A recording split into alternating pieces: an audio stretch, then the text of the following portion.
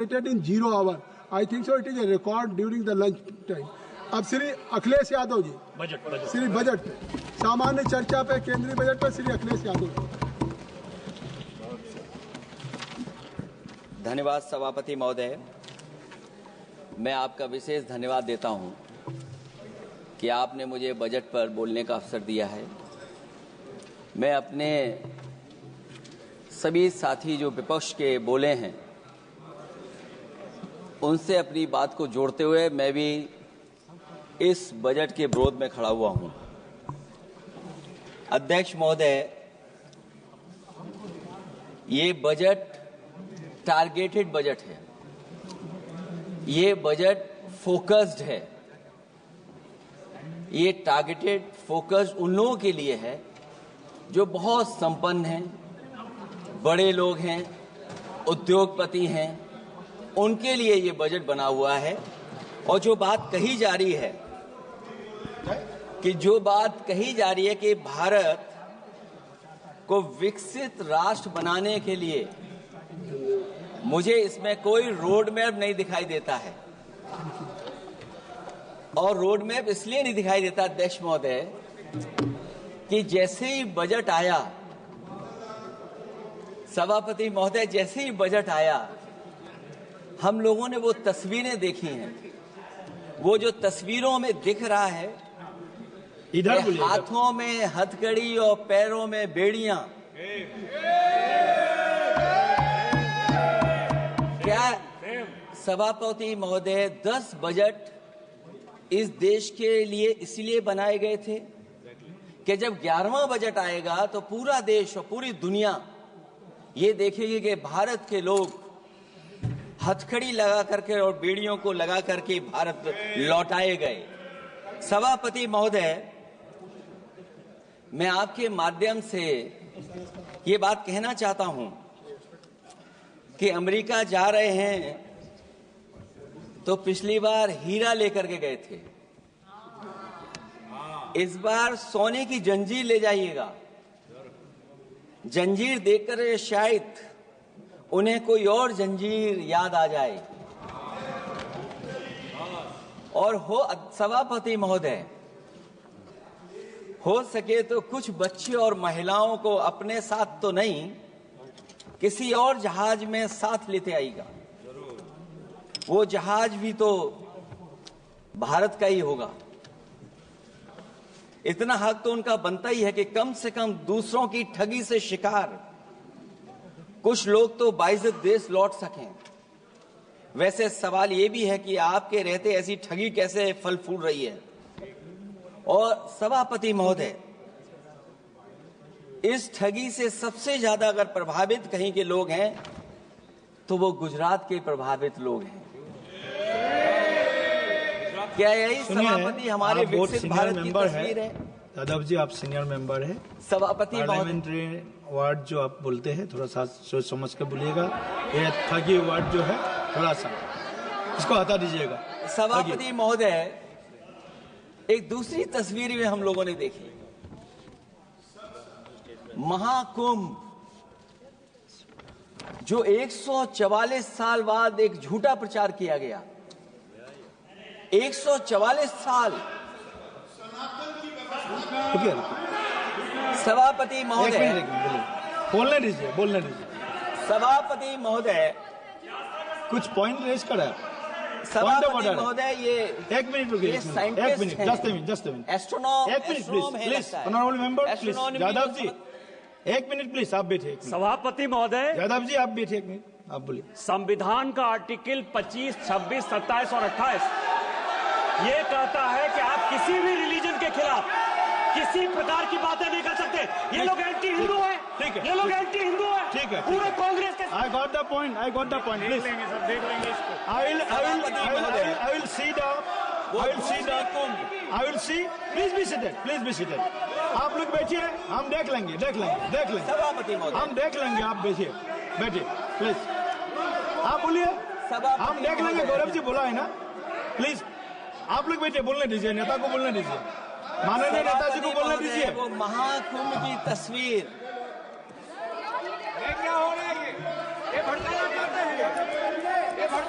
सभापति महोदय, एक मिनट, कोई भी ऐसा स्नान वर्ड करके नहीं आए हो, जो कोई भी आस्था के विरुद्ध में बोला है, आपको कोई उसको हटा अधिकार दीजिएगा। नहीं बनता है, आप स्नान करके नहीं आए हो, आपने स्नान नहीं किया कुंभ में। बोल दिया मैंने, सभापति बोल दिया महोदय, मैंने, बोल दिया प्लीज। आप हटा दिया जाएगा, हटा दिया जाएगा उसको। सभापति महोदय, इन्होंने कुंभ में स्नान नहीं किया। आप इधर देखिए, शहर पर देखिए, उधर मत देखिए, शहर को संबोधन कीजिए। अगर फोटो आई होती तो मैं जैकेट वाली भी फोटो देख लेता। आपका कोई गलत फोटो दिखा है, सभापति महोदय, ऐसा लग रहा है। विकसित भारत की जो दूसरी तस्वीर देखी जी, वो तस्वीर न केवल हम लोगों को दुख पहुंचाती है, बल्कि तमाम वो सनातन को स्वीकार करने वाले लोग, उनको दुख पहुंचाया होगा। सभापति महोदय, अगर लोग तकलीफ में रहे, परेशानी में रहे, और ये पहली बार हुआ होगा ऐसा कि लोग 300 किलोमीटर के जाम में फंस गए, न केवल एक मुख्यमंत्री सभापति महोदय, उन्हें 2-2 मुख्यमंत्रियों को लगाना पड़ा कि कैसे जाम रुक जाए।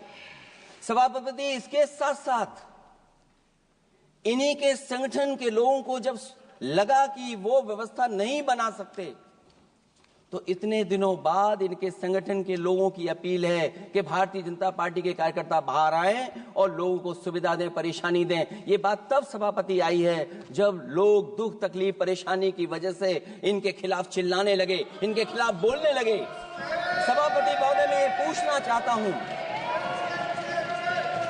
जिस स्नान के लिए प्रधानमंत्री गए हो, देश के राष्ट्रपति गए हो, उपराष्ट्रपति गए हो, मंत्री गए हो, क्या यही विकसित भारत की तस्वीर होगी जिसमें आप ट्रैफिक मैनेज नहीं कर पा रहे हैं? आप हर शहर में ये कहा गया कि कोई शहर से निकले नहीं, सबके सब वहीं पर रुक जाएं, आगे नहीं जा सकते, दर्शन नहीं कर सकते।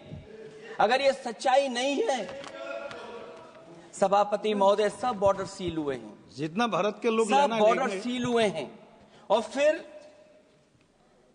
चांद पर पहुंचने का क्या फायदा जब जमीन की समस्याएं न दिखती हों आपको, जमीन की समस्याएं न दिखती हों। और सभापति महोदय, मैं सरकार से जानना चाहता हूं वो ड्रोन कहां हैं? वो जो डिजिटल इंडिया की बात कही गई थी, वो कहां है? जो लोग अभी तक इस बात की डिजिट नहीं दे पा रहे हैं कि कितने लोगों की जान गई है, कितने लोग वहां पर खो गए हैं। सभापति महोदय, इधर विज्ञापन और कार्टूनों की बड़ी चर्चा हो रही थी। मुझे याद है कि एक दिन मैंने अखबार देखा, अंग्रेजी अखबार, और मैं समझता हूं ये माननीय सदस्य जितने लोग रहे होंगे उन्होंने वो अखबार जरूर देखा होगा, न्यूज़पेपर, और उसके फ्रंट पेज पर एक विज्ञापन था, और उस विज्ञापन की जो तस्वीर थी उसमें एक जानवर, मुझे पहचान में नहीं आ रहा, वो शायद गधा रहा होगा, वो जेल के अंदर है। मेरा मन नहीं माना, मैंने उसी दिन सरकार को जगाने के लिए लिखा, और मैं आज सभापति महोदय सरकार के माध्यम से जानना चाहता हूं कि डिजिटल इंडिया करते करते साइबर क्राइम, साइबर लूट और डिजिटल अरेस्ट कितना बढ़ गया है। और जो विज्ञापन दिया था, इस जानकारी के बाद वो विज्ञापन दोबारा अखबार में नहीं आया। वो विज्ञापन की तस्वीर मैं नहीं दिखा सकता हूं, मैं समझता हूं माननीय मंत्री जी उस विज्ञापन को जानते होंगे और देखा होगा उन्होंने। जो विज्ञापन दिया, जनता का भारतीय रिजर्व बैंक से यह सवाल है कि वो अपने ऐसे विज्ञापनों में किसको चित्रित कर रहे हैं और क्यों, और वो कहां से आया है? क्या यह कोई प्रतीकात्मक चित्रण है? यदि हां, तो वो जानवर किसका प्रतीक है? क्या उस सिस्टम का जिसके कंधे पर स्वच्छ और सुरक्षित बैंकिंग की नैतिक जिम्मेदारी है, या उस मंत्रालय का जिसको सुरक्षित बैंकिंग का दायित्व निभाना चाहिए? अगर ये चित्रण जनता को दिखाना चाह रहा है कि ये बहुत ही अनैतिक भी है, जनता इसके लिए मानहानि का दावा भी कर सकती है। अगर आरबीआई यही दिखाना चाह रहा है तो आप अपने खाता धारकों के प्रति बैंक का ऐसा नकारात्मक रवैया न केवल आपत्तिजनक है बल्कि घोर निंदनीय भी है। आरबीआई ऐसे विज्ञापनों से नहीं बल्कि अपने सिस्टम को चुस्त दुरुस्त करके वह जनता में बैंकिंग साक्षरता और बैंकिंग सजगता जागरूकता अभियान चलाकर जनता को सचेत और सावधान करें। उसी के बाद मैं समझता हूं जब भी हम लोग मोबाइल खोलते हैं कोई ना कोई आवाज सुनाई देती है उसके अंदर। क्या सभापति महोदय डिजिटल अरेस्ट के माध्यम से लाखों लाख रुपया नहीं लूटा जा रहा है? आखिरकार उसके लिए जिम्मेदार कौन है?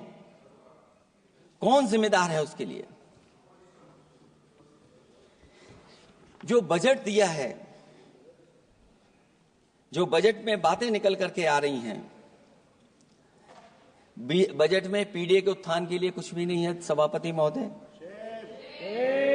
और जो लोग अपनी जीडीपी की न जाने कितनी कहानियां बताते थे, आज वो जीडीपी रेट क्यों कम होता चला जा रहा है? क्यों जीडीपी 6.4% के आसपास पहुंच गई है? न केवल जीडीपी बल्कि आज अगर हम 87 रुपए लेकर के ही $1 ले सकते हैं। कभी डॉलर को नीचे गिरने की कहानी कहीं किसी से जोड़ दी गई थी। आज सोचिए कितने रुपए हम इकट्ठे करते हैं तब जाकर के हमें $1 मिलता है। क्या सरकार के पास इसका कोई जवाब है? इस ग्रोथ रेट के कम होने का कारण जो सभापति महोदय मुझे समझ में आता है वो इन्वेस्टमेंट की कमी और कंजप्शन की कमी है। ये देश की आर्थिक विकास की स्थिति पर प्रश्न चिन्ह लगाता है। और यही नहीं, सभापति महोदय जो भेदभाव बढ़ता चला जा रहा है, जो खाई पैदा होती जा रही है, इन्हीं के आंकड़े बताते हैं कि खाई कितनी है। मुट्ठी भर लोगों के पास पूरे देश की संपदा पहुंच गई। जो ज्यादा लोग हैं वो गरीब हैं। उनके जीवन यापन के लिए 80 करोड़ लोगों को आपको राशन बांटना पड़ रहा है। क्या यही विकसित भारत की तस्वीर है? और फिर दुनिया में हम पर कैपिटा इनकम में कहां खड़े हैं? अगर हम केवल सरकार से सभापति महोदय आपके माध्यम से जानना चाहें कि जिन परिवारों को आप राशन दे रहे हैं उन परिवारों की पर कैपिटा इनकम क्या है?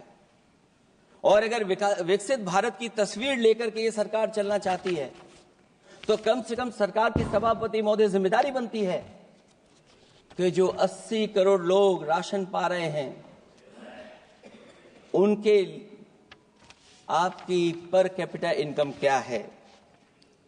एक बहुत प्रिय काम सरकार का है, इतना प्रिय है कि उसका नाम बदल करके इज्जत घर कर दिया गया। मुझे याद है कि एक छत्तीसगढ़ में बुजुर्ग मां जिसने बकरी बेच करके अपना शौचालय बनाया था, और बकरी बेचने के बाद शौचालय जब बनाया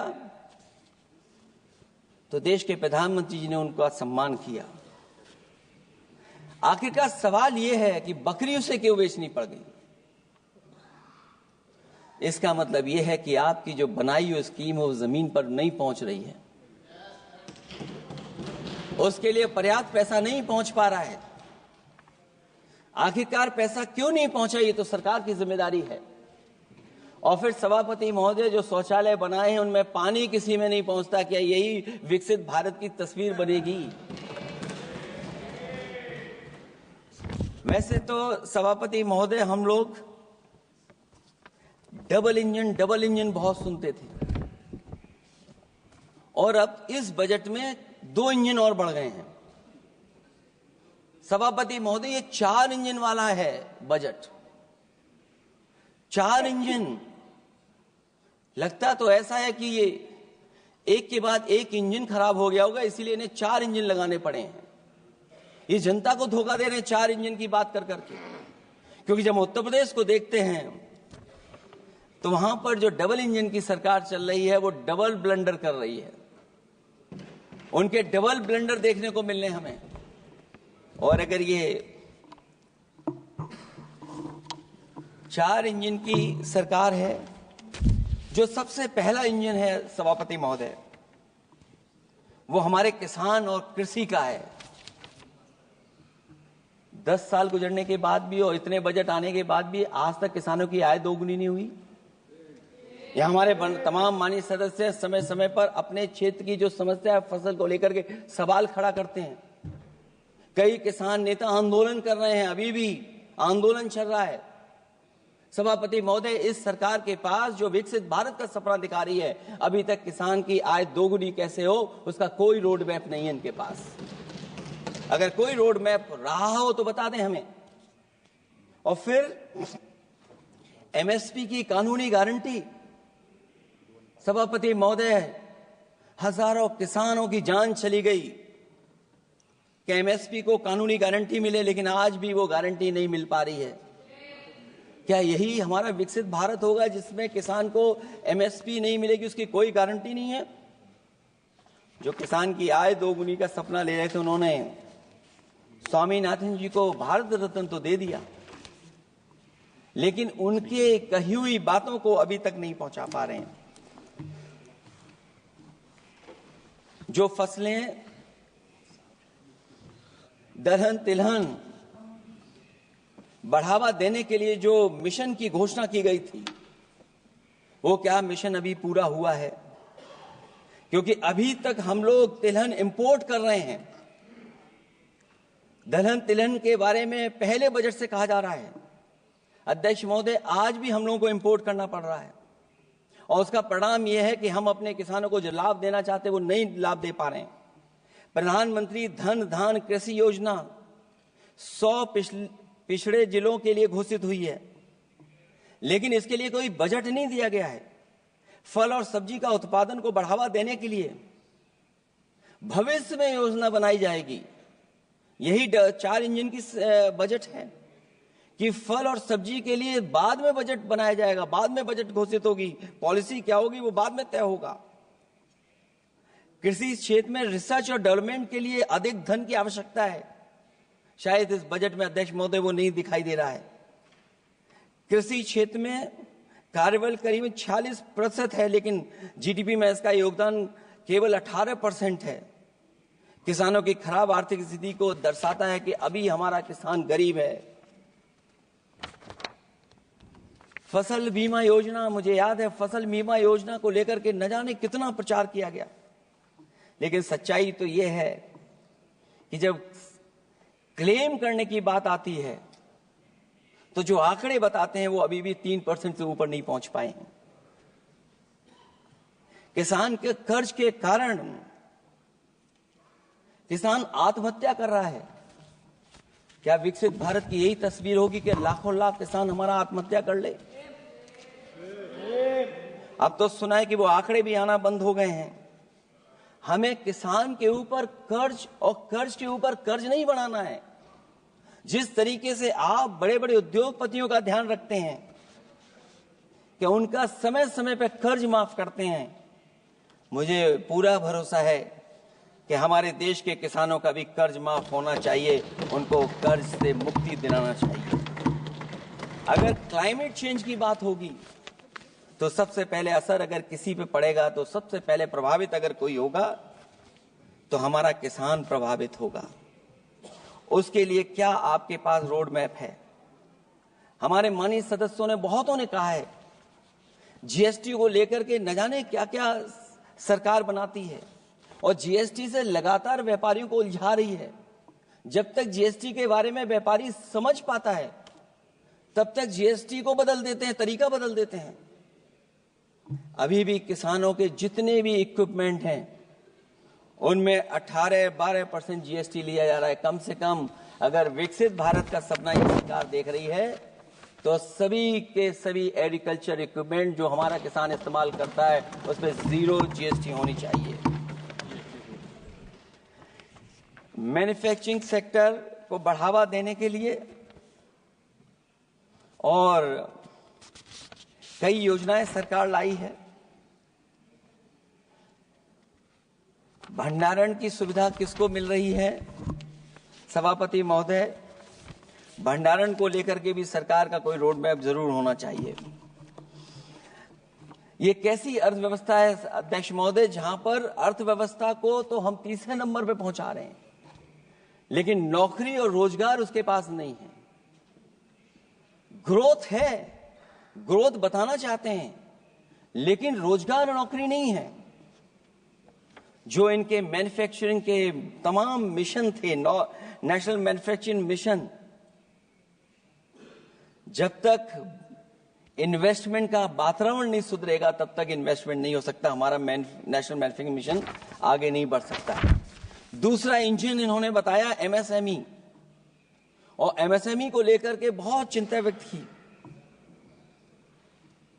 बजट भाषण में एमएसएमई सेक्टर को विकास का द्वितीय इंजन बताया गया, जो सही है, परंतु एमएसएमई के विकास के लिए बजट में कोई विशेष व्यवस्था नहीं की गई है।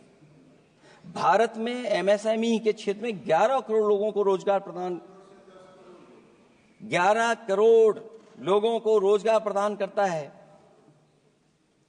और इसमें सबसे ज्यादा रोजगार मिलता है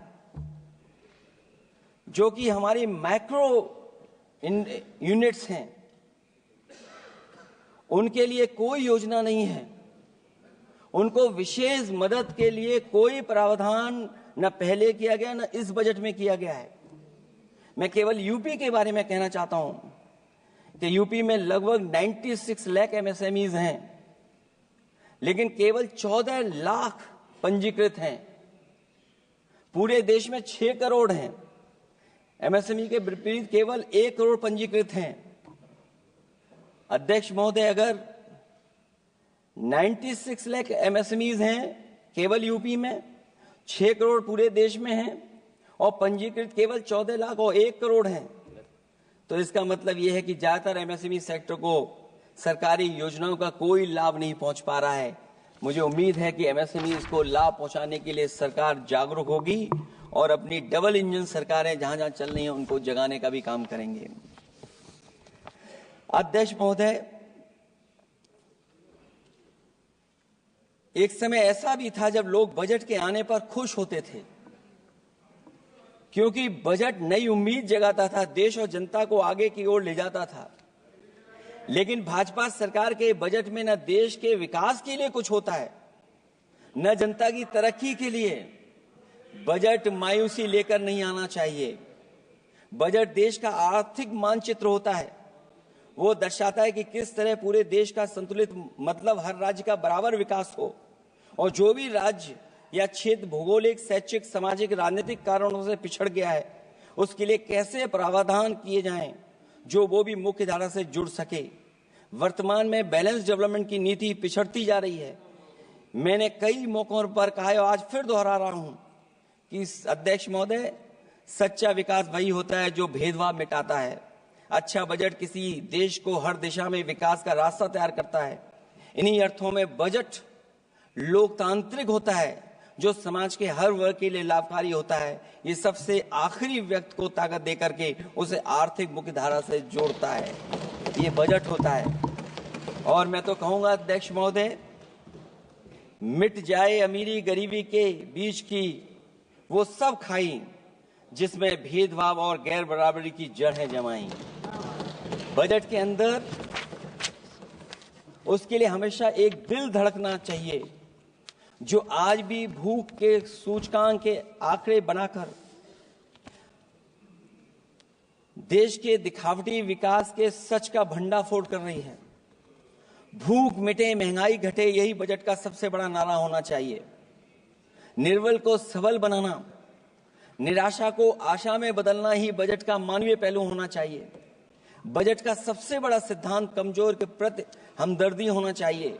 बजट बनाने की सोच किसी या कुछ लोगों को लाभ पहुंचाने की नहीं होनी चाहिए, बल्कि इंसानियत के नजरिए की उसी बुनियाद होनी चाहिए। यदि बजट के आने से निर्बल सबल बनता है तो समझो बजट अपने उद्देश्यों से सफल हुआ है, नहीं तो उसे असफल ही माना जाना चाहिए।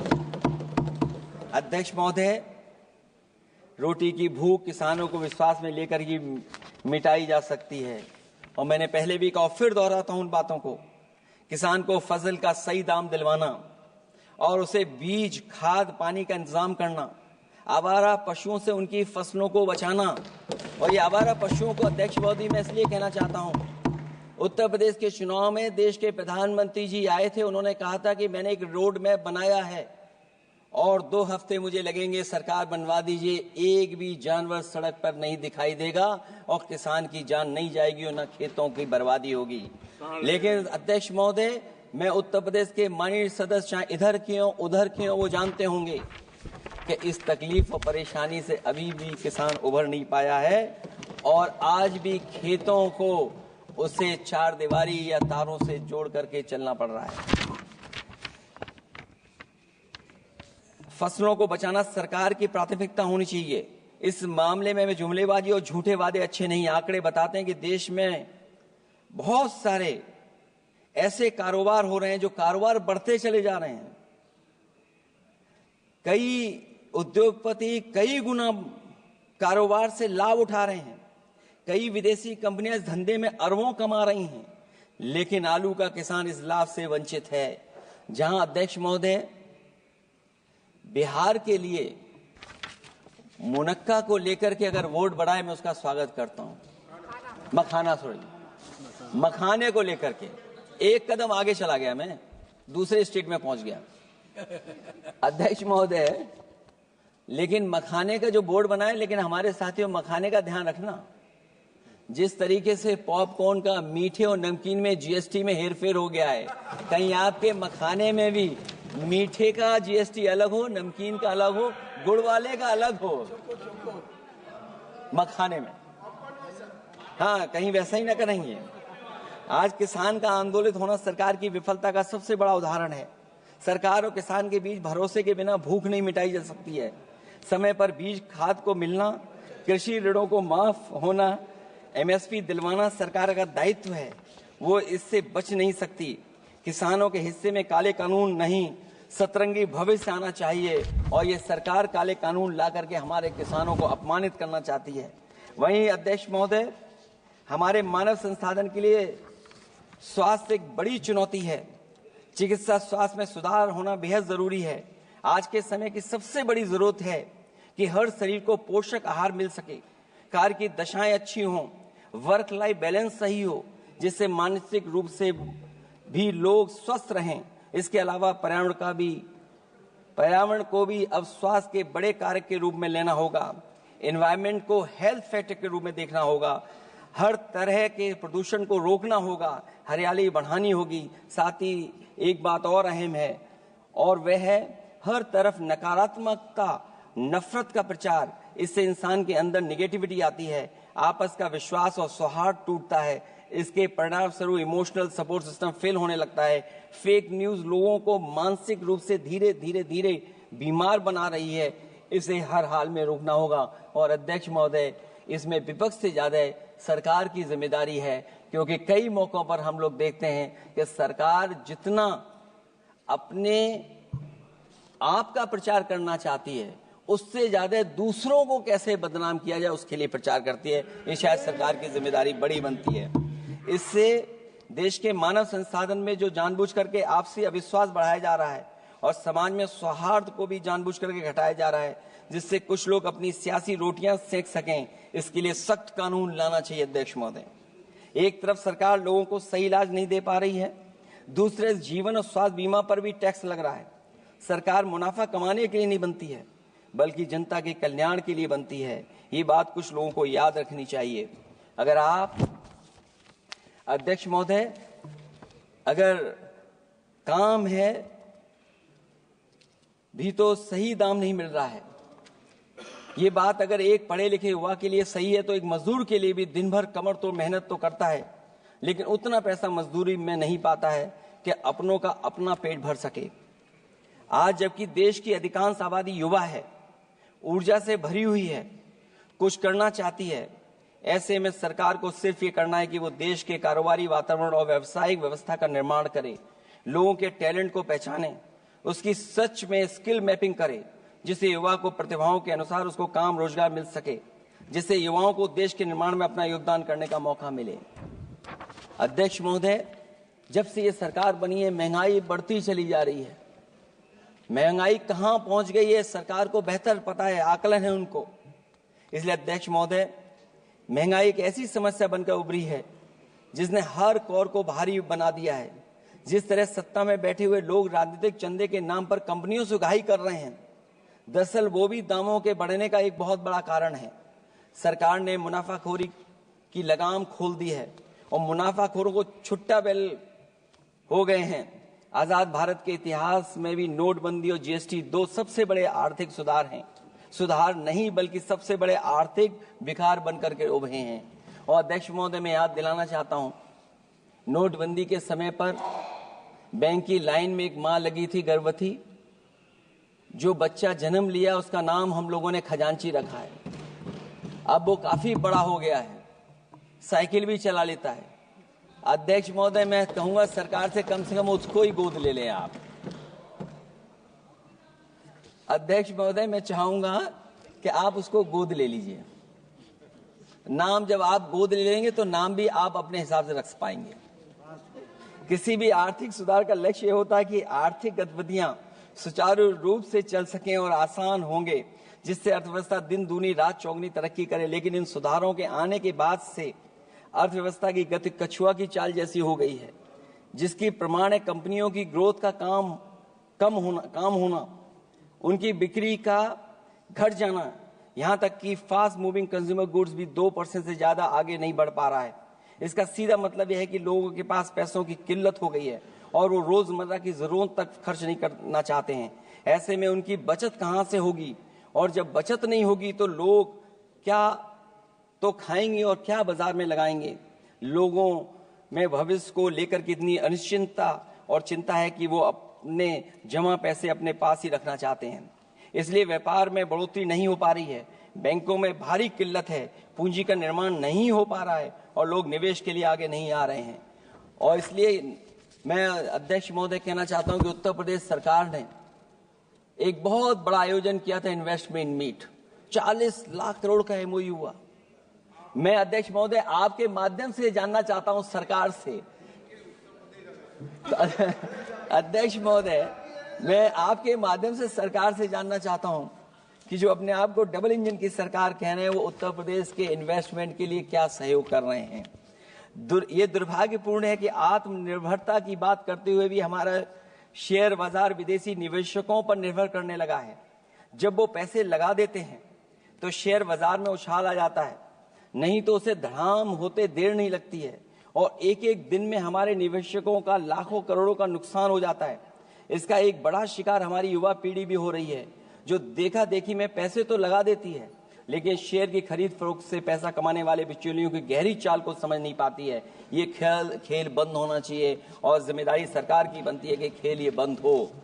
सेबी को अपना काम निष्पक्ष करना चाहिए और अर्थव्यवस्था की निगरानी व्यवस्था सच्ची नीयत के साथ सजग और सचेत होनी चाहिए। सिक्योरिटी मार्केट से बाहर होनी चाहिए। अध्यक्ष महोदय, आज जिस तरह विदेशी निवेशक धीरे धीरे भारतीय बाजार से अपना पैसा बाहर निकाल रहे हैं, वो दर्शाता है कि हमारी अर्थव्यवस्था से अब उनका भरोसा उठ गया है। उन्हें दूसरे देशों से अधिक लाभ कमाने की उम्मीद है, इसलिए वो अपना पैसा यहां से निकालकर दूसरे देशों में लगा रहे हैं और हमारा शेयर मार्केट उनकी वजह से हिचकोले खा रहा है। अध्यक्ष महोदय, मैं अपने बात को ज्यादा बड़ा लिख दिया।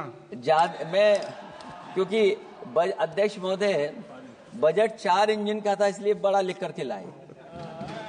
कोई बात छूटे ना, क्योंकि सरकार तक वो बात पहुंच जाए। नहीं, क्योंकि अध्यक्ष महोदय अगर 11वां बजट हो 4 इंजन लगाने पड़े तो कहां विकसित भारत बन रहा है। जीएसटी को भ्रष्टाचार से मुक्त करना होगा, व्यापारियों के प्रति विश्वास जताना होगा। यदि टैक्स की व्यवस्था और दर सही होगी तो सब आसानी से टैक्स भर देंगे। हाई टैक्स रेट दरअसल भ्रष्टाचार को बढ़ावा देती है, इससे राजस्व की हानि होती है। सच में लोग काम कारोबार करना चाहते हैं, कर की चोरी नहीं करना चाहते हैं। इसलिए टैक्स की रेट को तार्किक बनाना और टैक्स सिस्टम को इजी करने की से ही अर्थव्यवस्था में गति आएगी। निवेश के लिए दुनिया वापस हमारे देश की ओर देखेगी। मैं अध्यक्ष महोदय अर्थव्यवस्था के संबंध में एक गंभीर मुद्दा मैं बताना चाहता हूं। एक बहुत गंभीर मामला है पलायन का। पलायन के मामले में एक बहुत बड़ा विरोधाभास हमारी अर्थव्यवस्था के लिए चुनौती बन रहा है। एक तरफ वो सबसे अमीर वो लोग जो अपनी पूंजी का निवेश करते हैं और दूसरी तरफ सबसे गरीब वो लोग हैं जिनके पास अपने श्रम निवेश करने के अलावा कोई दूसरा रास्ता नहीं है। ऐसे हजारों अरबपति बाहर के देशों में ज्यादा उम्मीद देखते हुए अपनी पूंजी लेकर देश छोड़कर जा रहे हैं। वहीं दूसरी तरफ जो सबसे गरीब लोग हैं वो राज्यों के असंतुलित विकास की वजह से अपने राज्यों से पलायन कर रहे हैं। ऐसे इस महा समस्या का सबसे बड़ा शिकार हमारा उत्तर प्रदेश है, जहां नौकरी और अवसरों की भारी कमी है, जहां विकास टीवी अखबारों होर्डिंग में तो दिखता है लेकिन जमीन पर नहीं। जब पूंजी और श्रम के निवेश के लिए आंतरिक वातावरण बनेगा तभी सच्चा विकास होगा, बजट अपने उद्देश्यों को प्राप्त करेगा, अर्थव्यवस्था लाभ के लोभ से मुक्ति होगी और बजट एक लोकतांत्रिक देश के जन कल्याण की सही दिशा में आगे बढ़ेगा। अध्यक्ष महोदय, बजट विकास में तेजी लाने का इसका मतलब यह है कि पिछले 11 सालों के भाजपा ने विकास के लिए कछुए की चाल चली है।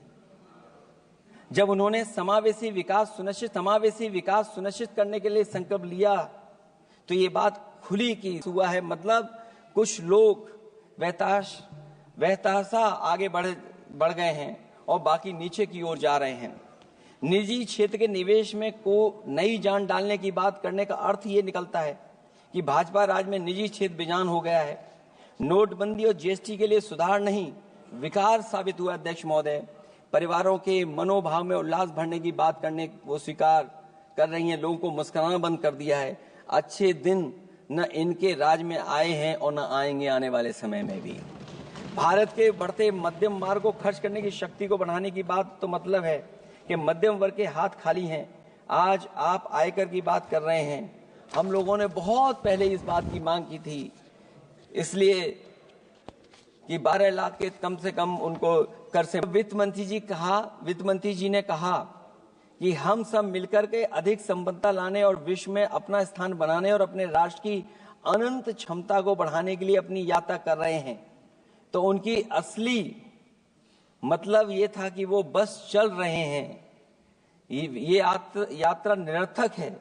अगर 11 साल बाद भी मंजिल का अता पता नहीं है तो ये यात्रा कौन सी है। अध्यक्ष महोदय, जब आपने कहा कि हमारे सामने प्रतिकूल भू राजनीतिक परिस्थितियां हैं तो अध्यक्ष महोदय ये बताए सरकार कि आपने उन्हीं प्रतिकूलों को क्यों होने दिया, प्रतिकूल परिस्थितियों को क्यों बनने दिया, हमारे संबंध पड़ोसियों से क्यों खराब हुए, हमारी सीमाएं क्यों असुरक्षित हुई, हम क्यों अपनी बात अंतर्राष्ट्रीय पटल पर रखने में कामयाब नहीं हुए हैं। जब आपने कहा कि हमारी अर्थव्यवस्था सभी प्रमुख वैश्विक अर्थव्यवस्थाओं के बीच सबसे तेजी से बढ़ने वाली अर्थव्यवस्था है, तो आप ये क्यों भूल गए कि हमारा रुपया उनके शासनकाल में सबसे निचले स्तर पर पहुंच गया है। सबका विकास का आपका नारा सबका विनाश में कैसे बदल गया है, क्योंकि जब रुपया नीचे जाएगा तो विनाश का ही रास्ता खोलेगा। बड़े से लेकर छोटे उद्योग धंधे दुकानदारी सब चौपट क्यों हो गए हैं। मेक इन इंडिया, मुद्रा योजना, स्किल इंडिया, ये सब नाकामी की किताब के चैप्टर कैसे बन गए। वहां सवाल ये कि कैसे व्यापार कारोबार केवल कुछ लोगों के हाथ में ही सिमट गया और बाकी सबका काम धाम क्यों मिट गया। अध्यक्ष महोदय, हम भी मानते हैं कि कोई देश केवल उसकी मिट्टी से नहीं है बल्कि देश उसके लोगों से है, लेकिन आप लोग ये बात सिर्फ कहते हैं, करते नहीं हैं। जनता आपके लिए बस नारे का विषय है। आप कहती हैं कि हमारे लिए विकसित भारत में शामिल हैं गरीबी से मुक्ति, 100% अच्छे स्तर की स्कूली शिक्षा, बेहतरीन सस्ती और सर्वसुलभ स्वास्थ्य सेवाओं तक पहुंच, 100% कुशल कामगार के साथ सार्थक रोजगार, आर्थिक गतिविधियों से 70% महिलाएं और देश को food basket of the world बनाने वाले किसान। अगर ये आपका लक्ष्य है, पर क्या आपके राज्य में अमीरी गरीबी की खाई नहीं बढ़ी। भूख के इंडेक्स में हम कहां जा पहुंचे हैं। स्कूली शिक्षा का बजट कम नहीं हुआ, स्वास्थ्य सेवाएं महंगी नहीं हुई, यहां तक कि अपने स्वास्थ्य बीमा पर भी टैक्स लगा दिया है। आपने योग्य लोगों को बेरोजगारी के अंधेरे में धकेला, और आपके बड़े बड़े नेताओं ने तो यहाँ तक कह दिया कि कमी नौकरी की नहीं है, योग्यता की है। अपनी युवा पीढ़ी को हताश निराश करने का पाप आप लोगों ने किया है। कुशल कारीगर के नाम पर आपने युवाओं को डिलीवरी पर्सन बनाकर छोड़ दिया है। आपके राज्य में महिलाओं के खिलाफ अपराध के आंकड़े बढ़े हैं। ऐसे असुरक्षित माहौल में आप कैसे आर्थिक गतिविधियों में उनकी भागीदारी की बात कर सकते हैं? आपके मंत्रिमंडल में ही कितनी भागीदारी है, ये आपसे अच्छा और कौन जानता होगा। रही बात फूड बास्केट की, रही बात food basket of the world बनाने की बात, तो पहले आपसे आग्रह की आप अपने लोगों की थाली भर दीजिए। ऐसे हवाई जुमले उछालिए, कम उछालिए। इनमें अध्यक्ष महोदय, मैं अपनी बात को खत्म करता हुआ इतना ही कहना चाहता हूं कि इस बजट में जिन 6 क्षेत्रों में परिवर्तनकारी सुधार की बात कही गई है, उनमें से कराधान अब तक सफल नहीं होगा जब तक उसे सरल, पारदर्शी और ईमानदार नहीं बनाया जाएगा। जब तक विद्युत क्षेत्र को निजी हाथों में सौंपकर मनमानी वसूली से रोका नहीं जाएगा। शहरी विकास के नाम पर जब तक जमीनों कुछ धनवानों के हाथों में कौड़ियों के दाम बेचने का खेल खत्म नहीं किया जाएगा। खनन के नाम पर जब तक जल, जंगल, जमीन पर आदिवासी पारंपरिक अधिकार की हकमारी की हेराफेरी रोकी नहीं जाएगी, और जब तक वित्तीय क्षेत्र और विनियामक सुधार की निष्पक्ष कोशिश नहीं की जाएगी। अंत में मैं अध्यक्ष महोदय इतना ही कहना चाहूंगा कि असली तरक्की है वही जो हर फर्क मिटाती है। असली तरक्की है वही जो हर फर्क मिटाती है, जो हर तरफ खुशहाली के गुलशन खिलाती है। इन्हीं शब्दों के साथ अध्यक्ष महोदय मैं धन्यवाद देना चाहता हूं। मैं इस बजट का विरोध करता हूं। ये रोड मैप कहीं नहीं दिखाता है कि जिससे विकसित भारत बने। बहुत बहुत धन्यवाद अध्यक्ष जी आपका। श्रीमती हेमा मालिनी।